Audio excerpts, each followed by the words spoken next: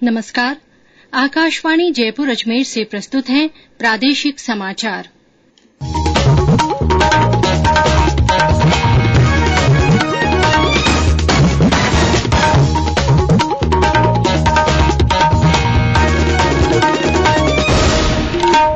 मुख्य समाचार।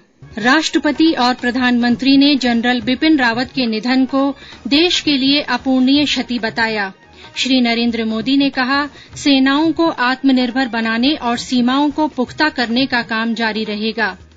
हेलीकॉप्टर हादसे में शहीद स्क्वाड्रन लीडर कुलदीप सिंह राव का उनके पैतृक गांव झुंझुनू के घरडाना खुर्द में सैन्य सम्मान के साथ अंतिम संस्कार।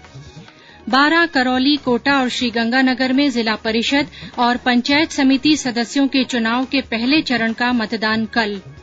राज्य विधिक सेवा प्राधिकरण की ओर से तीसरी राष्ट्रीय लोक अदालत आयोजित। और प्रदेश में सर्दी का असर तेज, सीकर के फतेहपुर शेखावाटी में पारा जमाव बिंदु से नीचे।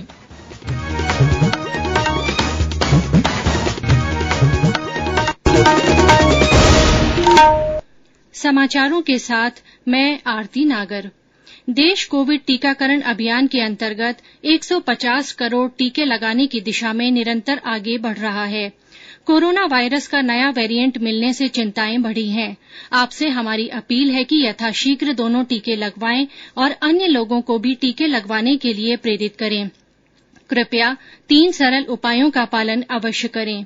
मास्क लगाएं, 2 गज की सुरक्षित दूरी बनाए रखें, हाथ और चेहरा साफ रखें। कोविड से संबंधित किसी भी जानकारी और मार्गदर्शन के लिए राष्ट्रीय हेल्पलाइन नंबर 1075 पर संपर्क करें। और अब समाचार विस्तार से। राष्ट्रपति रामनाथ कोविंद ने कहा है कि जनरल बिपिन रावत एक असाधारण सेना नायक थे और उनका निधन एक ऐसा शून्य पैदा करता है जिसे भरा नहीं जा सकता। राष्ट्रपति ने आज देहरादून में भारतीय सैन्य अकादमी की पासिंग आउट परेड को संबोधित किया। इस अवसर पर राष्ट्रपति ने कहा कि देश को भारतीय सैन्य अकादमी की समृद्ध विरासत और प्रशिक्षण प्राप्त पूर्व छात्रों की वीरता और बलिदान की गाथा पर गर्व है। राष्ट्रपति ने कहा कि देश प्रमुख रक्षा अध्यक्ष जनरल बिपिन रावत के असामयिक निधन के सदमे से उभर नहीं पाया है। उन्होंने कहा कि जनरल रावत एक शानदार सैन्य अधिकारी थे। प्रधानमंत्री नरेन्द्र मोदी ने कहा है कि देश उन सभी योद्धाओं को श्रद्धांजलि दे रहा है जिनका 8 दिसंबर को हेलीकॉप्टर हादसे में निधन हो गया था। प्रधानमंत्री ने आज उत्तर प्रदेश के बलरामपुर में सरयू नहर राष्ट्रीय परियोजना का शुभारंभ किया। इस अवसर पर प्रधानमंत्री ने कहा कि जनरल बिपिन रावत का जाना राष्ट्र के लिए बहुत बड़ी क्षति है। भारत के पहले chief of defence staff general Bipin Rawat ji का जाना हर भारत प्रेमी के लिए, हर राष्ट्र भक्त के लिए बहुत बड़ी क्षति है। जनरल बिपिन रावत जी जितने जांबाज थे, देश की सेनाओं को आत्मनिर्भर बनाने के लिए जितनी मेहनत करते थे, पूरा देश उसका साक्षी रहा है। एक सैनिक सिर्फ उसी समय तक सैनिक नहीं रहता जितने दिन वो सेना में रहता है। उसका पूरा जीवन एक योद्धा की तरह होता है। अनुशासन, देश की आन बान शान के लिए वो हर पल समर्पित होता है। प्रधानमंत्री ने कहा कि देश की सेनाओं को आत्मनिर्भर बनाने, तीनों सेनाओं में तालमेल मजबूत करने और सीमाओं की सुरक्षा को पुख्ता करने का काम आगे बढ़ता रहेगा। श्री मोदी ने कहा कि देश आज दुख में है, इसके बावजूद भारत न अपनी गति रोकेगा और न प्रगति रोकेगा। हम भारतीय और प्रगति करेंगे, देश के भीतर और बाहर से मिली हर चुनौती का सामना करेंगे। उन्होंने कहा कि हम भारत को और सशक्त और मजबूत बनाएंगे। मुख्यमंत्री अशोक गहलोत ने आज जयपुर में अमर जवान ज्योति पर प्रमुख रक्षा अध्यक्ष जनरल बिपिन रावत, उनकी पत्नी मधुलिका रावत और 11 अन्य सैन्य अधिकारियों को श्रद्धांजलि दी। मुख्यमंत्री ने कहा कि जनरल रावत के निधन से पूरे देश में शोक की लहर है। इस अवसर पर राज्य के अनेक मंत्री और गणमान्य लोग मौजूद थे। भरतपुर में एनसीसी की ओर से जनरल रावत को श्रद्धांजलि दी गई। हेलीकॉप्टर हादसे में शहीद हुए स्क्वाड्रन लीडर कुलदीप सिंह राव का आज शाम उनके पैतृक गांव झुंझुनूं जिले के घरडाना खुर्द में पूरे सैन्य सम्मान के साथ अंतिम संस्कार कर दिया गया। युवाओं ने शहीद के सम्मान में तिरंगा यात्रा निकाली। इस अवसर पर सैनिक कल्याण राज्य मंत्री राजेन्द्र सिंह गुढ़ा, सांसद नरेन्द्र कुमार, भाजपा प्रदेश अध्यक्ष सतीश पूनिया, प्रतिपक्ष के उपनेता राजेन्द्र राठौड़ और पुलिस और प्रशासन के अधिकारियों ने शहीद को पुष्प चक्र अर्पित किए। हजारों की संख्या में लोगों ने शहीद को नम आंखों से विदाई दी। शहीद की मां कमला देवी ने बेटे की पार्थिव देह के सामने सैल्यूट किया और वंदे मातरम के नारे लगाए। इससे पहले उनका पार्थिव शरीर आज नई दिल्ली से झुंझुनूं लाया गया। और अब आजादी का अमृत महोत्सव से जुड़े समाचार।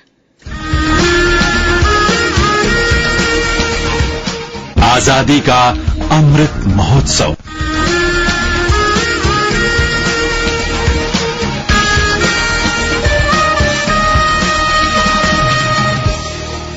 आजादी का अमृत महोत्सव और भारत पाक युद्ध के स्वर्णिम विजय वर्ष के मौके पर आकाशवाणी समाचार जयपुर की ओर से युद्ध के वीरों के बारे में जानकारी दी जा रही है। आज पेश है वीर चक्र से सम्मानित कर्नल नवल सिंह राजावत से जुड़ी जानकारी उनकी जुबान से। लेडी बटालियन 86 इन्फेंट्री ब्रिगेड में नवंबर 71 में ब्रिगेड में 2 ही बटालियन थी, 10 डोगरा और 1 नाइजीआर। तो हम इस ब्रिगेड की 3री बटालियन बन के आए। इस ब्रिगेड का प्लानिंग डेरा बाबा नानक में हमला करने का जो एनक्लेव है पाकिस्तान की तरफ से, वो एक प्लान ऑपरेशन था। 17 राजपूत को रोल दिया गया था कि बाकी की लोगों को रिलीव करना और फॉर्म बेस को होल्ड करना, और नाइजीआर को उससे पहले कि रोड बंद और दूसरी बंद को कैप्चर करना। केंद्र सरकार के ऊर्जा मंत्रालय के ऊर्जा दक्षता ब्यूरो की ओर से आयोजित पेंटिंग प्रतियोगिताओं के विजेता विद्यार्थियों को आज पुरस्कार प्रदान किए गए। जयपुर के जवाहर कला केंद्र में आयोजित पारितोषिक वितरण समारोह में पेंटिंग प्रतियोगिता के समूह का और समूह ख में 13 सर्वश्रेष्ठ कृतियों के विजेताओं को नगद पुरस्कार और प्रमाण पत्र प्रदान किए गए। विद्यालय के छात्रों में ऊर्जा संरक्षण के प्रति जागरूकता बढ़ाने के लिए इस पेंटिंग प्रतियोगिता का आयोजन किया गया। ये समाचार आकाशवाणी जयपुर अजमेर से प्रसारित किए जा रहे हैं। समाचार अभी और भी हैं, लेकिन उससे पहले ये संदेश। चलो मिलकर एक शुरुआत करें, चलो एक फैसला आज करें, मास्क नहीं तो टोकेंगे, कोरोना को रोकेंगे, चलो एक इरादा करते हैं, चलो कुछ वादा करते हैं, मास्क नहीं तो टोकेंगे, कोरोना को रोकेंगे। समाचारों में आपका फिर स्वागत है। राज्य के 4 जिलों बारां, करौली, कोटा और श्रीगंगानगर में जिला परिषद और पंचायत समिति सदस्यों के चुनाव के पहले चरण का मतदान कल होगा। मतदान सुबह 7:30 बजे से शाम 5:30 बजे तक चलेगा। इस चरण में कुल 11 पंचायत समितियों में मतदान होगा। इनमें श्रीगंगानगर की अनूपगढ़, घड़साना और श्री विजयनगर, करौली जिले में मासलपुर, सपोटरा और मंडरायल तथा बारां जिले में अटरू, छीपा बड़ौद तथा झबड़ा, कोटा की इटावा और सुल्तानपुर पंचायत समिति शामिल है। इस चरण में कुल 1424 मतदान केंद्र बनाए गए हैं। हमारे करौली संवाददाता ने बताया कि जिला कलेक्टर ने संवेदनशील मतदान केंद्रों का दौरा किया।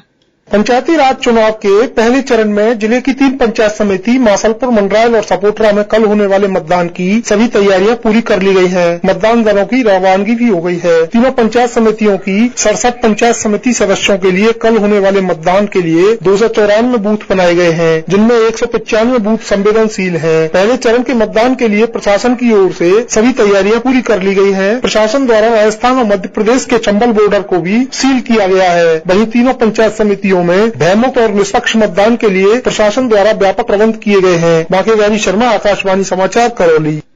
कांग्रेस के राष्ट्रीय प्रवक्ता रणदीप सुरजेवाला ने कल जयपुर में होने वाली रैली को लेकर जयपुर में आज एक संवाददाता सम्मेलन को संबोधित किया।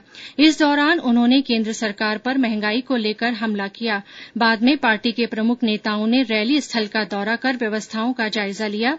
उधर भाजपा प्रदेश अध्यक्ष सतीश पूनिया ने झुंझुनूं में मीडिया से बातचीत में कहा कि राहुल गांधी राजस्थान जरूर आएं और लोगों को ये बताकर जाएं कि देश में सबसे महंगा डीजल, पेट्रोल और बिजली प्रदेश में महंगी क्यों है।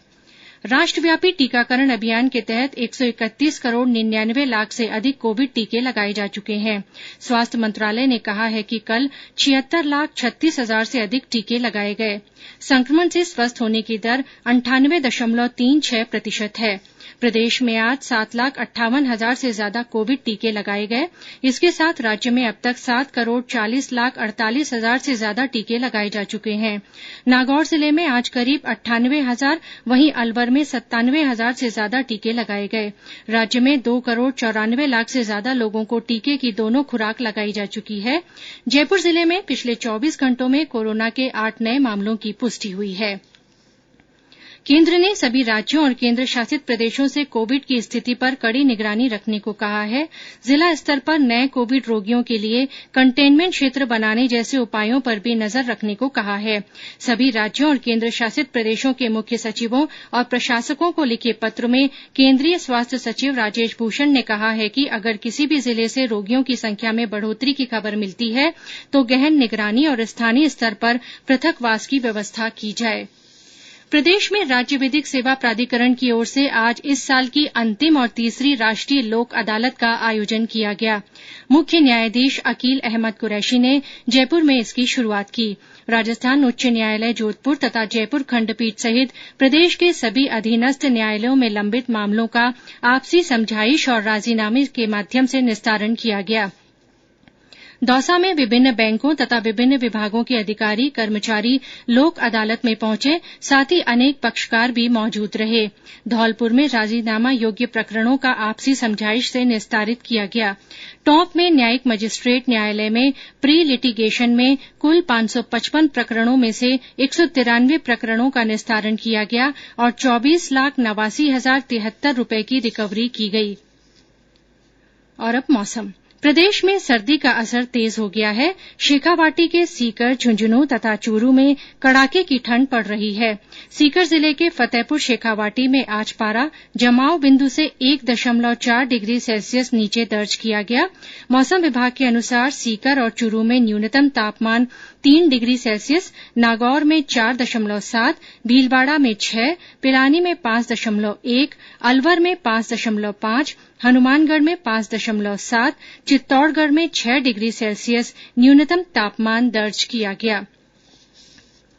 और अब मुख्य समाचार एक बार फिर। राष्ट्रपति और प्रधानमंत्री ने जनरल बिपिन रावत के निधन को देश के लिए अपूरणीय क्षति बताया है। श्री नरेंद्र मोदी ने कहा है कि सेनाओं को आत्मनिर्भर बनाने और सीमाओं को पुख्ता करने का काम जारी रहेगा। हेलीकॉप्टर हादसे में शहीद स्क्वाड्रन लीडर कुलदीप सिंह राव का उनके पैतृक गांव झुंझुनूं के घरडाना खुर्द में सैन्य सम्मान के साथ अंतिम संस्कार किया गया। बारां, करौली, कोटा और श्रीगंगानगर जिलों में जिला परिषद और पंचायत समिति सदस्यों के चुनाव के पहले चरण का मतदान कल होगा। राज्य विधिक सेवा प्राधिकरण की ओर से तीसरी राष्ट्रीय लोक अदालत आयोजित की गई। और प्रदेश में सर्दी का असर तेज, सीकर के फतेहपुर शेखावाटी में पारा जमाव बिंदु से नीचे दर्ज किया गया। इसी के साथ प्रादेशिक समाचार बुलेटिन समाप्त हुआ। नमस्कार।